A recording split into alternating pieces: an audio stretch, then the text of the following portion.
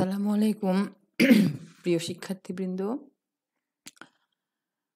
আমি ওয়াহিদা সুলতানা, প্রভাষক সমাজবিজ্ঞান, বঙ্গবন্ধু কলেজ, রাজশাহীর পক্ষ থেকে তোমাদের সকলকে অনলাইন ক্লাসে স্বাগতম জানাচ্ছি। আমরা এর মধ্যেই তোমরা জানো যে সমাজবিজ্ঞান প্রথম পত্রের যে ক্লাস শুরু করেছিলাম, সে ক্লাসের তৃতীয় অধ্যায়ে আমরা যে আলোচনাটা শুরু করেছি, সেই আলোচনার আজকে ধারাবাহিক আরেকটি পার্ট আমাদের এখানে এসে উপস্থিত হয়েছে। সেটা হচ্ছে সমাজবিজ্ঞানীদের মতবাদ ও অবদান। এবং এই অধ্যায়ের আমরা যে কয়জন সমাজবিজ্ঞানী সম্পর্কে আলোচনা করব, তার মধ্যে আমরা ইবনে খালদুন সম্পর্কে আলোচনা করে ফেলেছি, অগাস্ট কোচ সম্পর্কে আলোচনা করেছি, হারবার্ট স্পেন্সার সম্পর্কে আলোচনা করেছি। এবং তারপরেই আমাদের যে সমাজবিজ্ঞানের ক্ষেত্রে গুরুত্বপূর্ণ অবদান রেখেছেন, সমাজবিজ্ঞান প্রতিষ্ঠার ক্ষেত্রে, সমাজবিজ্ঞানকে বৈজ্ঞানিক মর্যাদা দেওয়ার ক্ষেত্রে যে গুরুত্বপূর্ণ মতবাদ ও অবদান প্রদান করেছেন, তিনি হচ্ছেন এমিল ডুরখিম।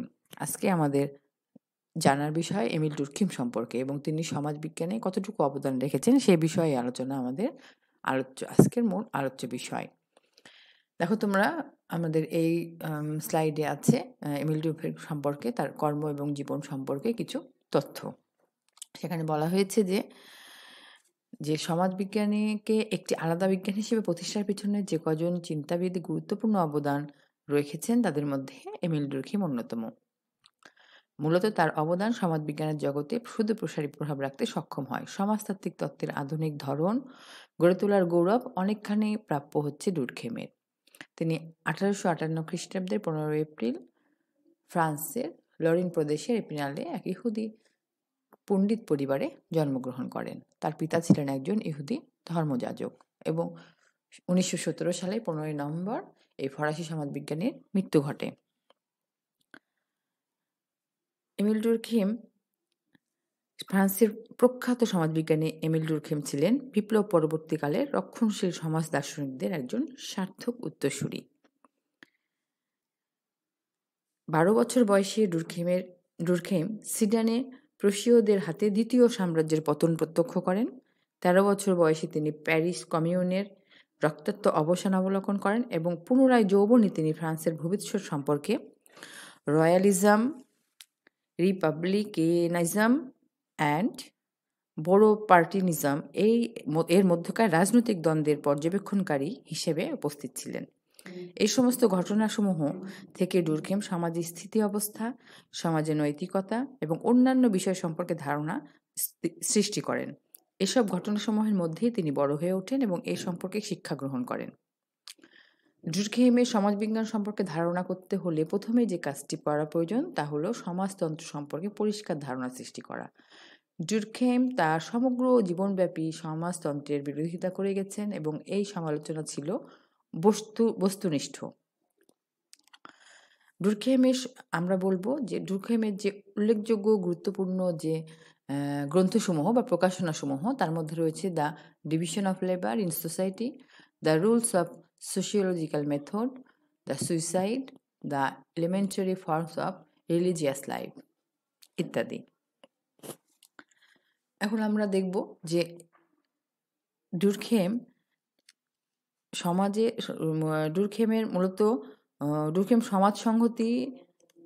সমাজ সংহতি মূল তত্ত্ব তৎকালীন সমাজের রাজনৈতিক এবং সামাজিক দ্বন্দ্বের সাথে ওতপ্রোতভাবে জড়িত।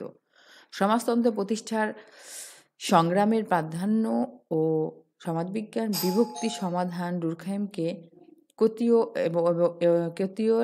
মার্ক্সীয় মতবাদের সংশ্লেষণে প্রেরণা যোগায়। এ কাজ করায় তিনি ব্যর্থ প্রয়াস চালান সেন্ট সাইমনের পর্যালোচনার মাধ্যমে। সেন্ট সাইমন তার তথ্যসমূহে 2 ধরনের বৈশিষ্ট্য রেখে যান। প্রথমত রক্ষণশীল, ডুরখিম দ্বিতীয় বৈশিষ্ট্যে প্রভাবান্বিত হন এবং প্রথমটা পরিত্যাগ করেন। অপরদিকে মার্ক্স বিপ্লবী বৈশিষ্ট্যের আপ্লুত হন। সুতরাং ডুরখিমের তত্ত্বসমূহ ছিল সম্পূর্ণভাবে রক্ষণশীল এবং মার্ক্সবাদ বিরোধিতাই ছিল তার মূল লক্ষ্য। এমিল ডুরখিম যে তত্ত্বসমূহ প্রদান করেছেন, সমাজবিজ্ঞানের আলোচনার ক্ষেত্রে যে তত্ত্বসমূহ তিনি প্রদান করেছেন, তার মধ্যে সমাজতাত্ত্বিক পদ্ধতি নীতি, যৌথ চেতনা, সামাজিক ঘটনা, সামাজিক সংহতি, শ্রম বিভাজন, আত্মহত্যা, ধর্মের সমাজবিজ্ঞান এবং যেটা তার খুব গুরুত্বপূর্ণ একটি অংশ হল ক্রিয়াবাদ। এখানে আমরা দেখছি যে ডুরখেম তার the rules of sociological method গ্রন্থে সমাজবিজ্ঞানটি একটি আলাদা বিজ্ঞান এবং এর পদ্ধতি ও পরিধি প্রতিষ্ঠিত করার চেষ্টা করেন। তিনি সমাজবিজ্ঞানকে বস্তুনিষ্ঠ বিজ্ঞান হিসেবে চিহ্নিত করেন।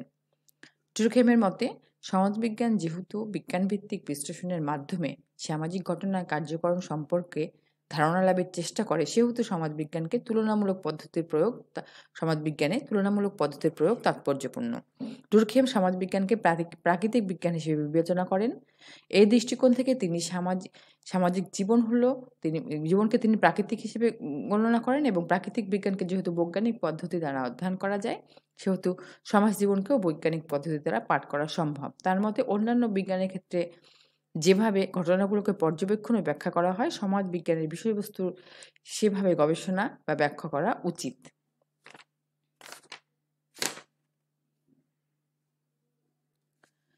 এরপর হলো সমাজ বিজ্ঞানে উনি যে পদ্ধতি নীতির কথা বলেছেন সে বিষয়গুলো আমরা আলোচনা করলাম। এখন আমরা দেখব যে উনি যৌথ চেতনা সম্পর্কে একটি মতামত দিয়েছেন। যৌথ চেতনা সম্পর্কে আমরা জানবো যে উনি কি বলতে চাচ্ছেন, যৌথ চেতনাটা আসলে কি। যৌথ চেতনা হচ্ছে ডুরখেম সাধারণত নৈতিকতা সম্পর্কে তার আগ্রহকে বিভিন্ন উপায়ে এবং নানা প্রত্যয়ের মাধ্যমে ব্যবহার করার চেষ্টা করে চালিয়েছেন। এ বিষয়ে প্রাথমিক চেষ্টা হিসেবে তিনি যৌথ চেতনা ধারণার উদ্ভব ঘটান, যাকে তিনি তার the division of labour in society গ্রন্থে বিশেষভাবে চিহ্নিত করেছেন। তার ভাষায় সমাজের রীতিনীতি, মূল্যবোধ, ধর্মীয় বিশ্বাস, আচার-আচরণ ইত্যাদি যা দ্বারা ব্যক্তি পরিচালিত ও অনুশাসিত হয়, তাই একযোগে সমাজের যৌথ প্রতিরূপ বা যৌথ চেতনা। বস্তুত যৌথ চেতনার ধারণা আমাদেরকে বস্তুগত সামাজিক ঘটনা এবং সাধারণ নৈতিকতা পরিবর্তনের সাথে সম্পর্ক বিষয়ে ডুরখেমের বিশ্লেষণের কাছে ফিরিয়ে নিয়ে যায়। তার বক্তব্যের পিছনে যুক্তি ছিল যে শ্রম বিভাজনের বৃদ্ধি যৌথ চেতনার রূপান্তর ঘটাচ্ছে। এ অবস্থায় বলা চলে যে সমাজে যান্ত্রিক সংহতি বিদ্যমান, সেখানে শক্তিশালী যৌথ চেতনা বা যৌথ প্রতিরূপ গড়ে ওঠে। বস্তুত সামাজিক যৌথ অভিজ্ঞতা, ধারণা ও আদর্শকে প্রত্যেক ব্যক্তি নির্বিচারে মেনে চলে। ব্যক্তির দৃষ্টিভঙ্গি, চিন্তা ও আচরণ যৌথ প্রতিরূপ থেকে আলাদা হতে পারে না। ডুরখেম মানবিক আচরণের যৌথ প্রতিরূপকে ব্যক্তি নিরপেক্ষ বলে ধারণা করেছেন। মানুষের ব্যক্তিগত চেতনাকে তিনি তেমন মূল্য দেননি, বরং গোষ্ঠী মনের ওপর তিনি গুরুত্ব আরোপ করেছেন। আসলে সমাজবিজ্ঞানে এমিল ডুরখেমের যে ধারণাটা আছে যৌথ চেতনা, ওরা আলোচনা সমাজকে ব্যাখ্যা করার সামাজিক সত্য, সামাজিক ঘটনাকে এবং যেসব ঘটনাকে আমরা অভিজ্ঞতা দিয়ে না, আমরা হচ্ছে সরাসরি পর্যবেক্ষণ করি এবং ব্যাখ্যা বিশ্লেষণ করি, সে বিষয় করতে পারি, সে বিষয়গুলোকে উনি সামাজিক সত্য বা সামাজিক ঘটনা হিসেবে চিহ্নিত করেছেন। ডুরখেমের মতে সমাজবিজ্ঞানের মূল লক্ষ্য হলো সমাজের বাস্তবতা অনুধাবন করা। তার মতে সমাজ বাস্তবতার উপাদান হলো সামাজিক ঘটনাসমূহ, আর সামাজিক ঘটনাসমূহের সমন্বিত রূপ হলো সমাজ, অর্থাৎ সমাজবিজ্ঞান সামাজিক ঘটনাসমূহের পাঠ করে। সামাজিক ঘটনা হলো ডুরখেমের মূল প্রতিপাদ্য বিষয়। তিনি বলেন যে সমাজবিজ্ঞান হলো সামাজিক ঘটনার বিজ্ঞান। ডুরখেম সামাজিক ঘটনা বৈশিষ্ট্য বর্ণনা করতে গিয়ে বলেন যে সকল মানবিক আচরণই সামাজিক ঘটনা। এছাড়া তিনি বলেন যে ডুরখেমের ভাষায় সামাজিক ঘটনার ব্যাখ্যা ও তার মত অনুযায়ী সামাজিকভাবেই হওয়া উচিত। ডুরখেম এই প্রসঙ্গে তার সামাজিক অঙ্গসংস্থান বিদ্যার ধারণা প্রকাশ করেন। এ শাখায় সমাজ কাঠামো ও ক্রিয়ার পারস্পরিক সম্পর্ক আলোচনা করা হয়। ডুরখেম অঙ্গসংস্থান সংক্রান্ত ঘটনা ও যৌথ চেতনাকে সামগ্রিক অন্তর্নিহিত সামাজিক পরিবেশ বলে আখ্যায়িত করেছেন। এর রয়েছে দুটো বৈশিষ্ট্য, যথা বস্তুগত ঘনত্ব তথা প্রকৃতিগত ঘনত্ব এবং গতিশীল ঘনত্ব তথা নৈতিক ঘনত্ব। ডুরখেমের মতে ব্যক্তিগত ঘটনাগুলো কিংবা অনুকরণ সামাজিক ঘটনা নয়, বরং সামাজিক প্রতিষ্ঠানগুলোই সামাজিক ঘটনা। সুতরাং সামাজিক ঘটনা বলতে কোনো জনগোষ্ঠীর সমষ্টিগত চিন্তা চেতনা, প্রবণতা, রীতিনীতি প্রভৃতিকে বোঝায়। তিনি সামাজিক ঘটনাকে দুই ভাগে ভাগ করে দেখিয়েছেন। একটা হলো স্বাভাবিক সামাজিক ঘটনা, একটি হলো বিকারগ্রস্ত সামাজিক ঘটনা। এছাড়া ডুরখেম সামাজিক ঘটনাকে দুটি বৃহৎ শ্রেণী তথা বস্তুগত সামাজিক ঘটনা এবং অবস্তুগত সামাজিক ঘটনা হিসেবেও বিভক্ত করেছেন। এরপরে তার যে ব্যাখ্যাটা আছে সামাজিক সংহতি সম্পর্কে,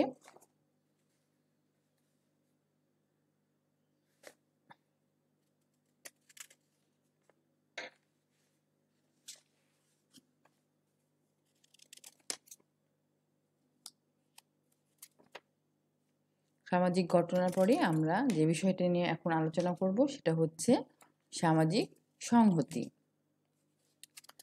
সামাজিক সংহতি বলতে আমরা যে জিনিসটাকে বুঝি সেটা হচ্ছে সমাজে একটি সংঘবদ্ধতা।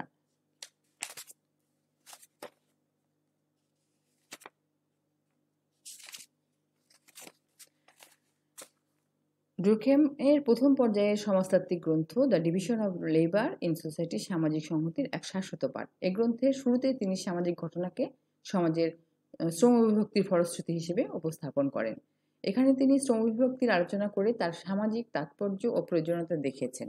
সে সাথে তুলনামূলকভাবে আদিম যুগের চেয়ে আধুনিক যুগে শ্রমবিভক্তি কিভাবে সামাজিক সংহতি ও একত্রতা বিধানে একটি প্রধান উপাদান হিসেবে কাজ করে তা দেখাতে চেষ্টা করেছেন। ডুরখেমের মতে সংহতি হলো কোনো গোষ্ঠীর নির্দিষ্ট লক্ষ্যের সাথে সামঞ্জস্য রেখে কাজ করার প্রস্তুতি। এটি সাধারণত ব্যক্তির মনস্তাত্ত্বিক অবস্থা নয়। যদি এই গোষ্ঠীবদ্ধতা কখনো সম্মিলিতভাবে কাজ না করে তবে তা মিথ্যার পর্যবেসিত হতে পারে। মূলত সংহতি বলতে গোষ্ঠীবদ্ধ সদস্যদের মধ্যকার সম্পর্কের বিন্যাসকে বোঝায়, সম্পর্কের কাঠামোকে বোঝায় না। শ্রম বিভাগের দিক থেকে ডুরখেম সামাজিক সংহতিকে দুই ভাগে বিভক্ত করেছেন, একটি যান্ত্রিক সংহতি, একটি হলো জৈবিক সংহতি, যা দুটি পৃথক সমাজ ব্যবস্থার আলোকে গড়ে ওঠে। যান্ত্রিক সংহতি হলো মানুষের সাদৃশ্যের সংহতি। এই সংহতির নিয়ামক উপাদান হলো গোষ্ঠীর ঐক্যমত্য। ডুরখেমের মতে এ ধরনের সংহতি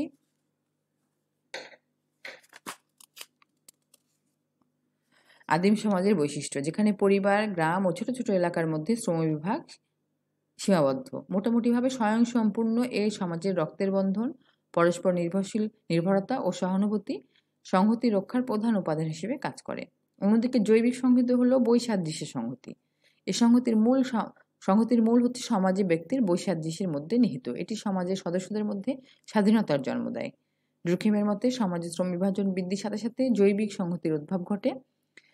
তার মত অনুসারে জৈবিক সংহতিতে আইন ব্যবস্থার মুখ্য উদ্দেশ্য হচ্ছে ব্যক্তির অধিকারকে পুনর্বহাল করা। তিনি এই আইনকে দমনমূলক আইন হিসেবে আখ্যায়িত করেন। তিনি যান্ত্রিক সংহতি থেকে জৈবিক সংহতিতে উত্তরণের পিছনে কোন কোন উপাদান কাজ করে সেই প্রসঙ্গে কতগুলো সমাজতাত্ত্বিক চলকের উল্লেখ করেন। সেগুলোর মধ্যে উল্লেখযোগ্য হলো জনসংখ্যা বৃদ্ধি, নগরসমূহের প্রসার, যোগাযোগ ব্যবস্থার উন্নতি, আন্তঃব্যক্তিক সম্পর্ক ইত্যাদি। তাহলে সমাজে উনি দুই ধরনের সংহতি লক্ষ্য করেন। একটি হলো যান্ত্রিক সংহতি, একটি হলো জৈবিক সংহতি। যান্ত্রিক সংহতি হচ্ছে যেখানে বেশিরভাগ মানুষের জীবনযাত্রা প্রণালী একই ধরনের, সাদৃশ্যমূলক যে জীবনযাত্রা প্রণালী, যাদের মধ্যে একতাবদ্ধতা একটু বেশি থাকে, সবাই একই ধরনের জীবনযাপন করে। এখানে কাজের বিভাজন থাকলেও খুব বেশি থাকে না, সবাই স্বয়ংসম্পূর্ণভাবে কাজ করে। এ ধরনের একটি সমাজ ব্যবস্থাকে উনি যান্ত্রিক সংহতি বলেছেন।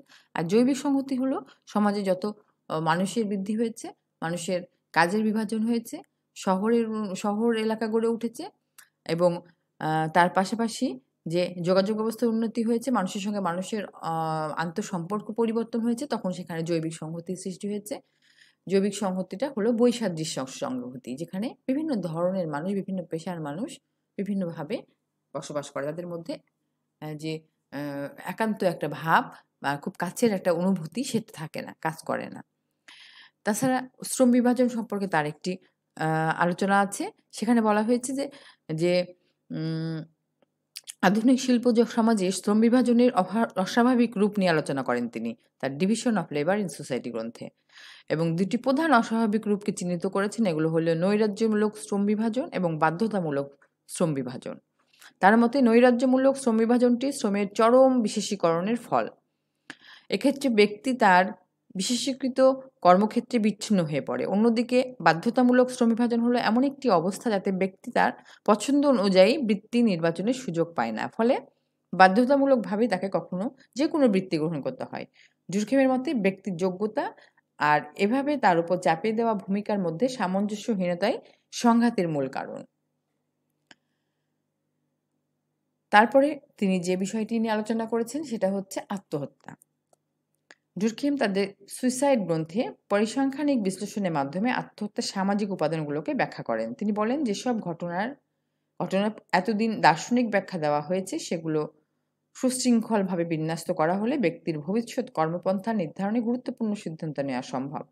তার এই বক্তব্যের ব্যাখ্যা করার জন্যই তিনি আত্মহত্যা বিশ্লেষণে আগ্রহী হন। আগেই বলা হয়েছে যে সামাজিক ঘটনা ডুরখেমের বিশ্লেষণের অন্যতম পদ্ধতির অন্যতম প্রত্যয়। তার মতে আত্মহত্যা হলো ব্যক্তিগত ঘটনা, কিন্তু আত্মহত্যার হার সামাজিক ঘটনা। তিনি বলেন, আত্মহত্যা কোনো ইচ্ছামাফিক গঠনবিহীন ক্রিয়া নয়, কতকগুলো ব্যক্তির বিচ্ছিন্ন কৃতকর্মও নয়। কারণ আত্মহত্যা ঘটনাবলীর পরিসংখ্যান গ্রহণ করা যায় এবং এর পরিমাণ নিরূপণ করা যায়। ফলে এটি কেবল আত্মহত্যা হিসেবে বিবেচ্য থাকে না, তা সামাজিক ঘটনায় পরিণত হয়। ডুরখেমের ধারণায় অহংবাদ, পরার্থপরতা, আদর্শহীনতা, অদৃষ্টবাদ হচ্ছে এক একটি যৌথ শক্তি কিংবা প্রবণতা, যা একজন ব্যক্তিকে আত্মহত্যায় প্রণোদিত করে।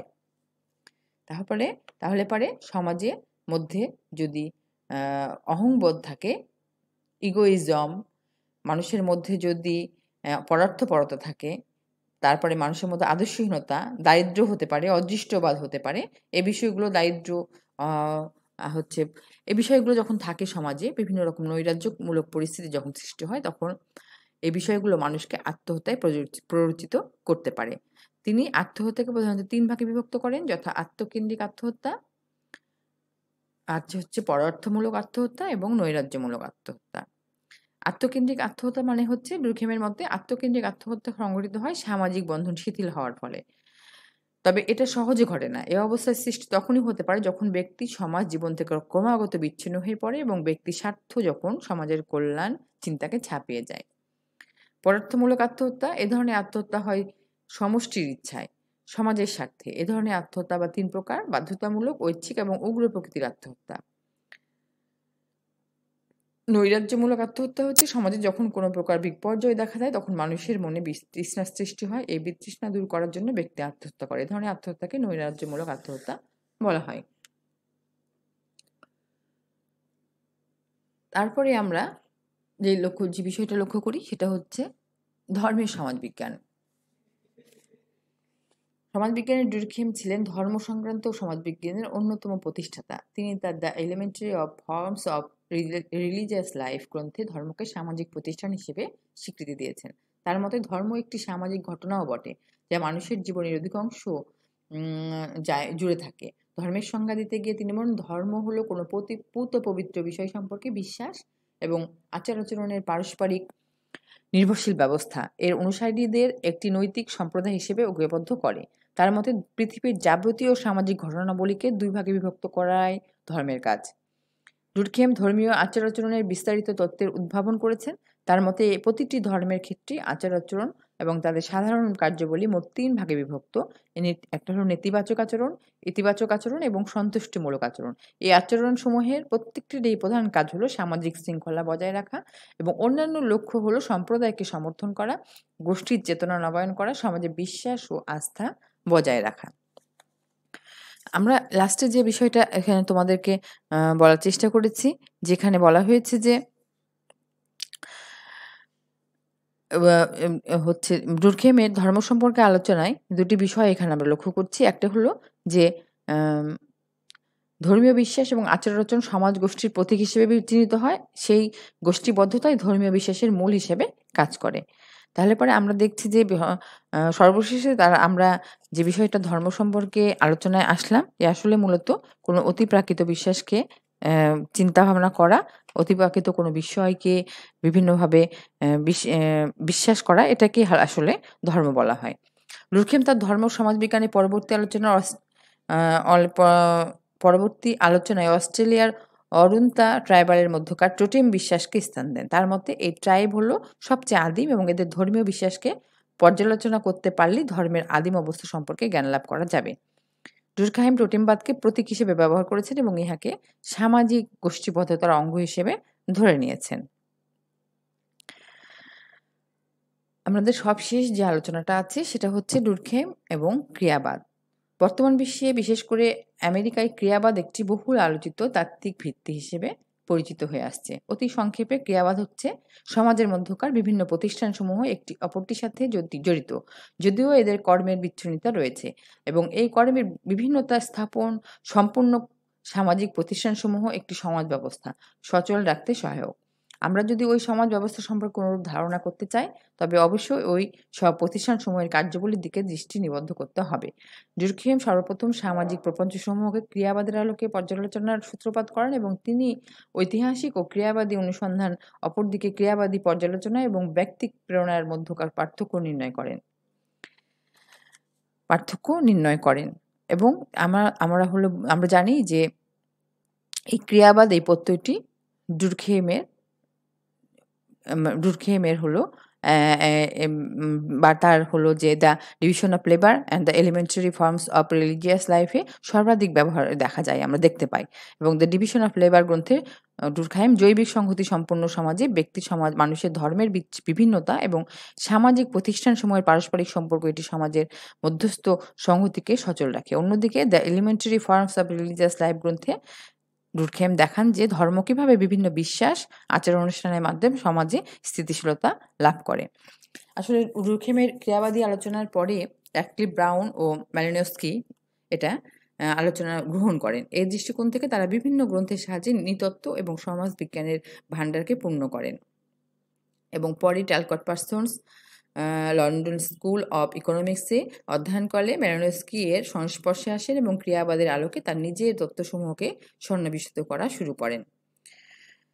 তাহলে আমরা এখানে সমাজ সম্পর্কিত চিন্তাভাবনা মানব সভ্যতার মতো প্রাচীন, কিন্তু সেই ভাবনায় বস্তুনিষ্ঠতা, বৈজ্ঞানিক দৃষ্টিভঙ্গির অভাব ছিল। এমিল ডুর্কহেম তার তীক্ষ্ণ মেধা, দূরদৃষ্টি দ্বারা সমাজবিজ্ঞানকে একটি বৈজ্ঞানিক ভিত্তির ওপর প্রতিষ্ঠা করে গেছেন। যদিও ডুর্কহেম ছিলেন রক্ষণশীলতার ধারক এবং বাহক, কিন্তু সমাজবিজ্ঞানে তার অবদান অনস্বীকার্য।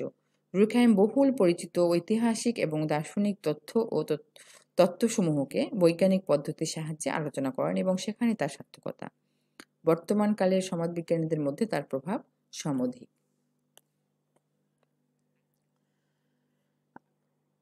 সকলকে ধন্যবাদ জানিয়ে আজকের ক্লাস এখানে শেষ করছি। আবার দেখা হবে পরবর্তী ক্লাসে। আল্লাহ হাফেজ।